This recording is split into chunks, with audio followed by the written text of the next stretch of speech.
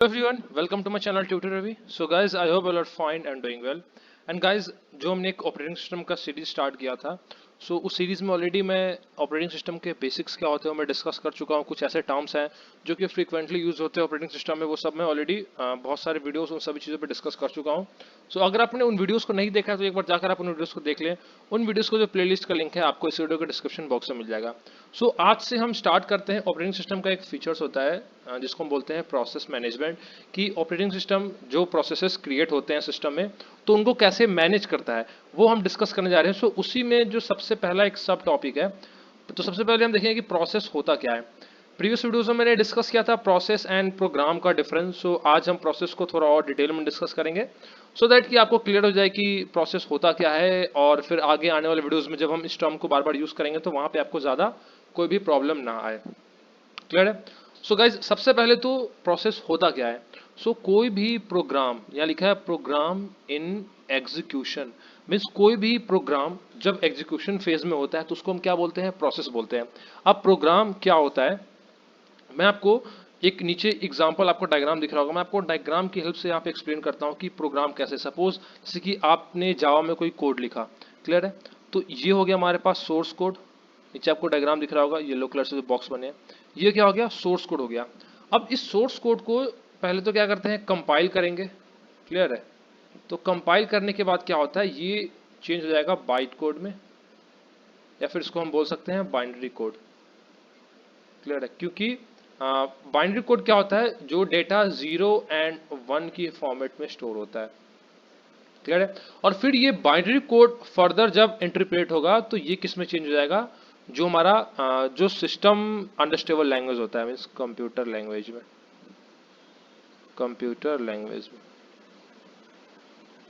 और यहीं से फिर क्या होगा, आउटपुट क्रिएट होगा। आउटपुट जो प्रिंट होगा, जो भी उस प्रोग्राम का आउटपुट होगा वो प्रिंट होगा, आपको शो होगा। क्लियर है?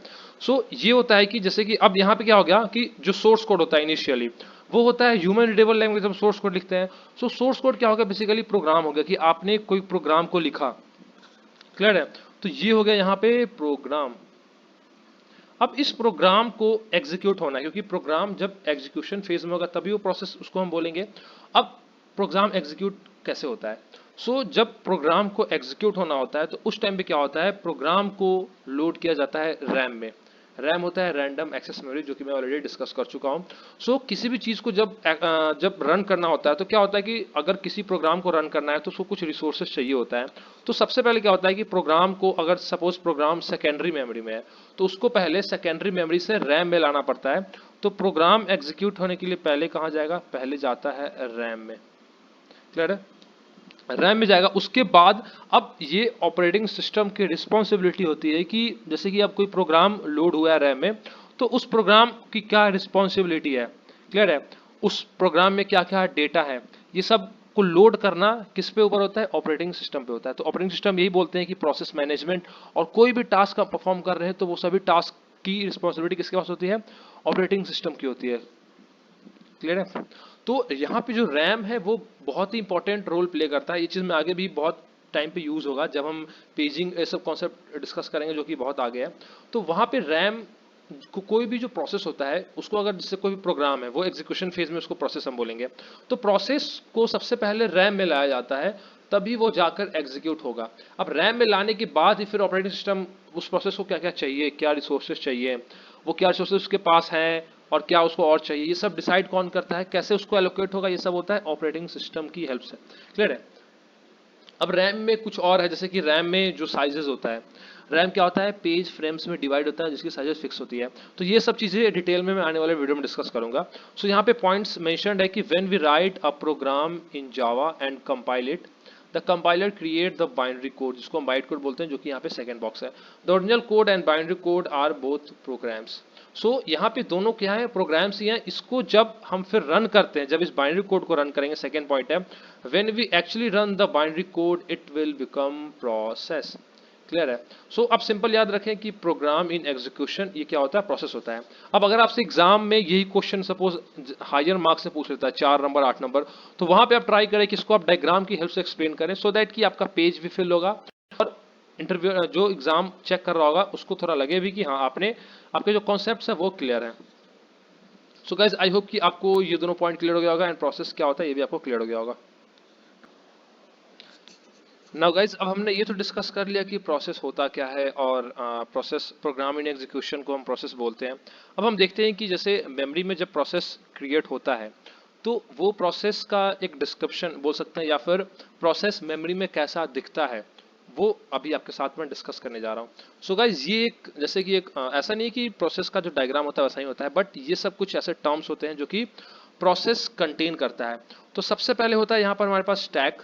तो स्टैक में क्या होता है, प्रोसेस में जो स्टैक पार्ट होता है इसमें क्या होता है, जैसे कि हमने अभी डिस्कस किया था कि कोड प्रोग्राम है, तो प्रोग्राम्स में क्या होते हैं हम वेरिएबल्स डिक्लेयर करते हैं। अगर आपने जावा पढ़ा होगा तो वहां पे आपको पता होगा कि जावा में जो स्टोरेज होता है एक होता है स्टैक और एक होता है हीप मेमोरी। तो हीप मेमोरी में क्या होता है, हीप मेमोरी होता है बेसिकली डायनेमिक एलोकेशन के लिए।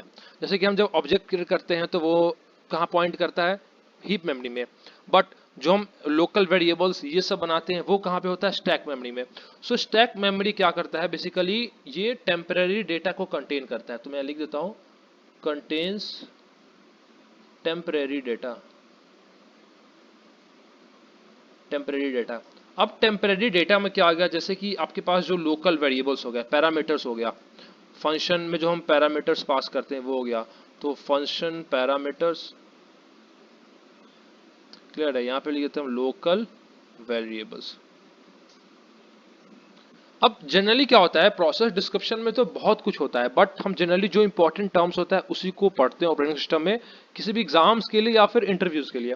तो यहाँ पे स्टैक हो गया सबसे पहला, उसके बाद सीधा हम हीप डिस्कस करते हैं। बीच में जो ये ब्लॉक दिख रहा होगा, इस ब्लॉक का मतलब है कि और भी कुछ ऐसे टर्म्स होते हैं बट वो इतने इंपॉर्टेंट नहीं होते, इसलिए उनको हम नहीं पढ़ते हैं। फिर सेकंड आ गया हमारे पास हीप सेक्शन। तो हीप सेक्शन बेसिकली क्या होता है, ये होता है कि मेमोरी मीन्स मेमोरी में क्या होता है डायनेमिकली एलोकेशन के लिए यूज होता है। डायनेमिकली एलोकेटेड मेमोरी के लिए हम क्या यूज करते हैं, हीप सेक्शन। क्लियर है। और ये कब क्रिएट होता है, जब प्रोसेस क्या होता है, जैसे कि प्रोसेस अभी एग्जीक्यूशन में, जब हमने प्रोग्राम को एग्जीक्यूट किया तो वो क्या बन रहा है, प्रोसेस बन रहा है। तो रन टाइम पे आपने पढ़ा होगा, रन टाइम होता है एक, कंपाइल टाइम होता है प्रोग्रामिंग लैंग्वेज में। सो रन टाइम पे क्या करता है, डायनेमिकली अगर मेमोरी एलोकेट करना हो तो वो किसका काम होता है, हीप का। तो यहाँ पे मैं लिख देता हूँ रन टाइम भी, सो दैट कि आपको याद रहे ये चीज, रन टाइम। और गाइज एक रिक्वेस्ट होगा आपसे भी कि आप इन चीजों को क्या करें, पॉइंट्स के फॉर्म में ही अपने नोट्स बनाए कहीं पे। इससे आपको हेल्प क्या मिलेगा कि जब आप एग्जाम के लिए प्रिपेयर करेंगे तो कुछ पेजेस में ही आपके पूरे ऑपरेटिंग सिस्टम कवर हो जाएंगे, तो वहां पे आपको रिवीजन करने में बहुत ही हेल्प मिलेगा। क्लियर है। अब आता है हमारे पास डेटा सेक्शन। तो डेटा सेक्शन में क्या होता है, प्रोग्राम्स में जो ग्लोबल वेरिएबल्स होते हैं, क्लियर है, ग्लोबल वेरिएबल्स या फिर स्टैटिक वेरिएबल्स, ग्लोबल वेरिएबल्स और स्टैटिक वेरिएबल्स, वो कहाँ पे होगा, डेटा सेक्शन में। फिर हमारे पास आता है टेक्स्ट सेक्शन। इसको हम कोड सेक्शन भी बोल सकते हैं, जैसे कि हमने जितना कोडिंग लिखा है तो वो सब कहाँ पे सेव होता है, टेक्स्ट सेक्शन में, या फिर इसको हम क्या बोल सकते हैं, कोड सेक्शन भी बोल सकते हैं। तो यहाँ पे बेसिकली हम ये लिख सकते हैं कि अभी क्या करंट एक्टिविटी चल रहा है, करंट एक्टिविटी। आप कहीं कहीं भी अगर आपको टेक्स्ट वाले सेक्शन की जगह कोड सेक्शन में लिखा होगा तो वहां पे इतना आपको ये नहीं सोचना है कि ये टेक्स्ट और कोड में क्या डिफरेंस है, बेसिकली दोनों सेम ही चीज होता है। क्लियर है। सो गाइज आई होप कि आपको प्रोसेस डिस्क्रिप्शन का भी थोड़ा बहुत ओवरव्यू क्लियर हो गया होगा।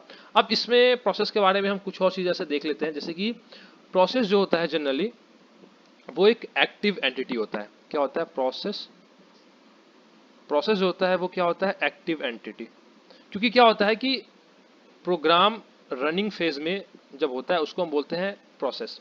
तो क्या होता है कि गाइज सिस्टम में एक टर्म होता है, एक रिसोर्स होता है, रिसोर्स नहीं बोल सकते हैं, जैसे अगर आपने कंप्यूटर आर्किटेक्चर पढ़ा होगा तो वहां पे आपको आपने टर्म पढ़ा होगा कि ये होता है प्रोग्राम काउंटर। क्लियर है, प्रोग्राम काउंटर। तो जैसे कि अब प्रोसेस कुछ प्रोग्राम इन एग्जीक्यूशन है तो वो रनिंग स्टेट में है। क्लियर है। तो एक प्रोग्राम काउंटर होता है, इसका काम क्या होता है कि प्रोग्राम काउंटर प्रोसेस को ये बताता है कि कौन से नेक्स्ट इंस्ट्रक्शंस को एग्जीक्यूट करना है। और जैसे कि अब प्रोसेस को कुछ रिसोर्सेज चाहिए होता है, तो वो कौन से रिसोर्सेज प्रोसेस को चाहिए, क्या इंस्ट्रक्शंस एग्जीक्यूट करना, ये सब बताता है प्रोग्राम काउंटर। सो हम ये बोलते हैं कि प्रोसेस जो होता है वो क्या होता है, एक्टिव एंटिटी, और जो प्रोग्राम होता है वो क्या होता है, वो पैसिव एंटिटी होता है। Clear guys? So guys I hope कि आपको प्रोसेस के बारे में एक ओवरव्यू एंड प्रोसेस का जो डायग्राम था वो क्लियर हो गया होगा। आई होप कि ये सब चीज़ जिससे आपको क्लियर हो गया होगा डिटेल में, तो एग्जाम में अगर एक क्वेश्चन पूछा जाए तो आप उसको इजीली एक्सप्लेन कर सकते हैं, इजीली आप लिख सकते हैं डिटेल में आंसर। सो गाइज अगर कोई भी डाउट हो, कोई क्वेरी हो, कोई सजेशन हो, तो आप उसको कमेंट सेक्शन में मैसेज करके बता सकते हैं। एंड गाइज इन वीडियोस को अपने दोस्तों के साथ शेयर करना ना भूलें, सो दैट कि वो भी टाइम रहते हैं एग्जाम की प्रिपरेशन अच्छी तरह कर पाए। Thank you.